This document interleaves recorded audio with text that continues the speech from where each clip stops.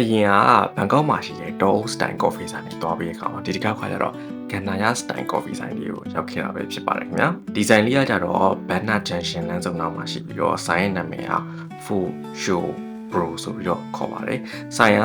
ဒီအင်ယာတွေဝင်နေနောက်မှာရှိပြီးတော့เนาะဆိုင်ဝါရောက်တဲ့ခါမှာတကယ်ကိုအရှိမဆိုရင်ဒီ Ganaya ပင်နေစိုက်ထားတဲ့ပုံစံမျိုးနဲ့တကယ်ကို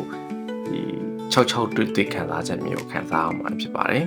ဆိုင်ထဲကိုဝင်သွားတဲ့အချိန်မှာလည်းအခုလိုမျိုး decoration မျိုးစုံနဲ့ဓာတ်ပုံရိုက်တဲ့ angle တွေဓာတ်ပုံရိုက်တဲ့ scene တွေတော်တော်များများကတကယ်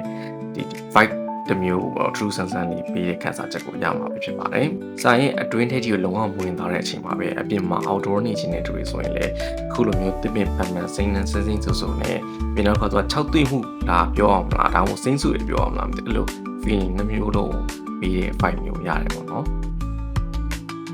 ဆိုင်ကြီးအထက်ထဝင်ကြပါပဲအခုလိုရှီကန်လေးနဲ့ဆိုတော့လေပြောရမယ်ဆိုရင်ဒီကန်နာရထဲမှာရှိတဲ့ oasis လေးတွေကိုရောက်သွားလို့ခန်းစားချက်မျိုးရမှာပဲဖြစ်ပါတယ်ခင်ဗျာ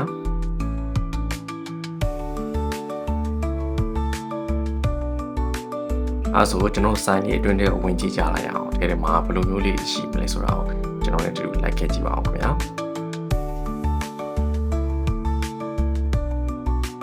ဆိုင်ထဲကိုရောက်သွားတဲ့အခါမှာဆိုရင်ဒါကင်မရာထဲမှာကျတော့ light နည်းနည်းလေးများသွားလို့ပေါ့နော်။သူအထဲထဲမှာဆိုရင် open mind color တင်နေရှိတယ်။ပြောရမယ်ဆိုရင်ကျွန်တော်တို့ဒီကနာရရဲ့အထဲမှာဆိုရင်အိမ်လေးတွေပေါ့နော်။နေသိမ့်ဝင်ထဲဝင်သွားရပုံစံမျိုး။ပြီးွားရင်သူကဒီဘက်ကအစာအုပ်နဲ့ဟိုဘက်နဲ့အစာအုပ်နှစ်ခွဲကြားထဲမှာအခုလိုမျိုး canal လို့ပုံစံမျိုးလေးကို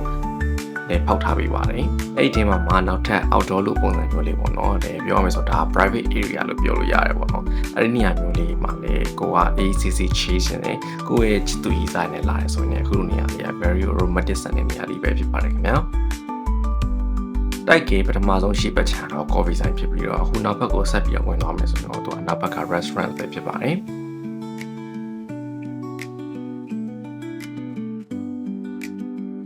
လူအများစုကကျွန်တော်ရှေ့ဘက်မှာဒီ coffee တောက်မှာရယ် coffee တောက်ရင်းနဲ့ပဲတပွန်ရိုက်တဲ့နေရာတော်တော်များဖြစ်တဲ့ကြောင့်ဒီနောက်ပိုင်းသိမလာကြဘူးเนาะဒီထဲထဲမှာကျတော့ AC နဲ့ကွာအစားတောက်တွေမှာပြီးစားခြင်းနဲ့ဆိုပြီးတော့ grand bite လို့ပုံစံမျိုးလုပ်ခြင်းနဲ့ဆိုရင်တော့ဒီနောက်ဘက်ကအဆောက်အဦလေးကတော့တော်တော်အဆင်ပြေမယ်လို့တော့ကျွန်တော်ကတော့ယူဆပါတယ်